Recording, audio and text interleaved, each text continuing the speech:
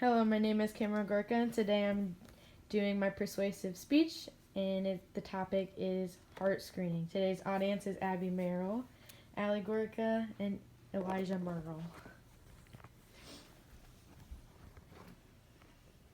So for my persuasive speech, I will be doing it on heart screening because I think this is a really good thing that young children should be doing. I've known a few people that have died during athletic events because an unknown heart condition.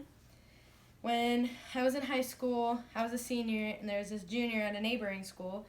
He went to a physical and had an irregular heartbeat, they found. He went to a cardiologist and come to find out he got an EKG done and came back normal.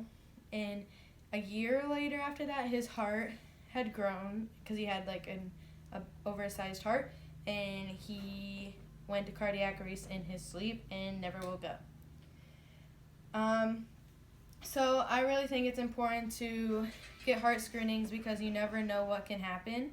You never know if you have like a heart defect or irregular heartbeat or a heart murmur or an oversized heart. You never know what can happen or what you don't know. So some things is right now there's an experiment going on. There actually, as weird as it sounds, nasal spray is coming up with a way to, like, if your heart goes into a trigger mode, which is where it speeds up and has like a fluttering and you feel like you're going to pass out, they're trying to come up with a way to automatically stop that. So an experimental nasal spray shows promise quickly to treating abnormal heart rhythms, known as supraventricular tachycardia. In 2017, I was diagnosed with supraventricular tachycardia. It's where your heart will start beating normally fast. You can get dizzy, lightheaded, pass out. I went to the doctor in 2017. I was in the middle of a softball game, and my heart started beating really fast, and I got like really dizzy, and I went to the doctor, and they told me, "Oh, you're fine." I had tests done. They all came back perfect. I went back to playing sports. Happened again. I went back to the doctor, got put on a heart monitor for 30 days, and the last day we found out I had a heart problem. So the thing is, your valves go like this, but mine, when I would run, went like this.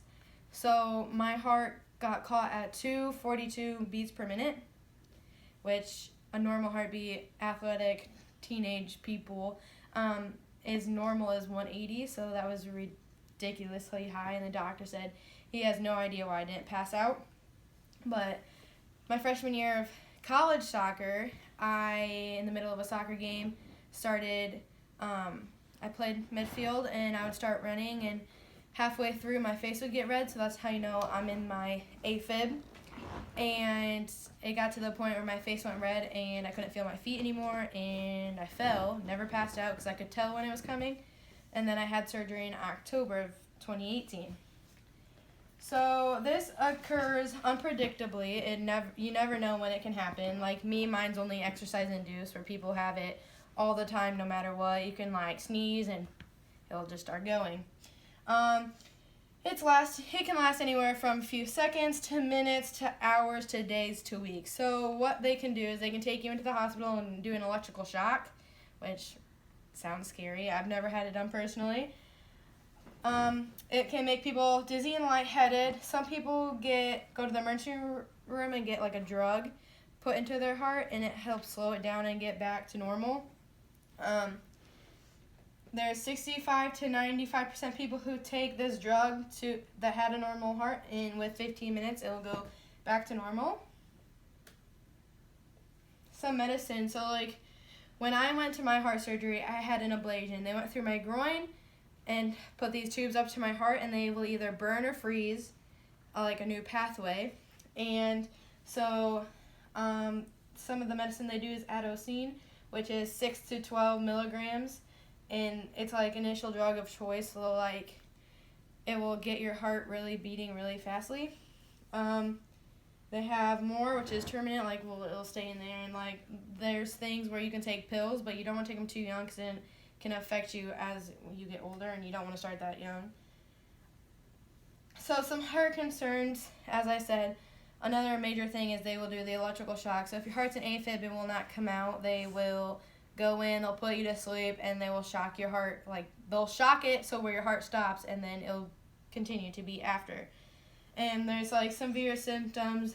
As I said in the beginning, your heart rate will skyrocket. You will be dizzy, lightheaded, and you'll feel like you have to pass out. Most people pass out.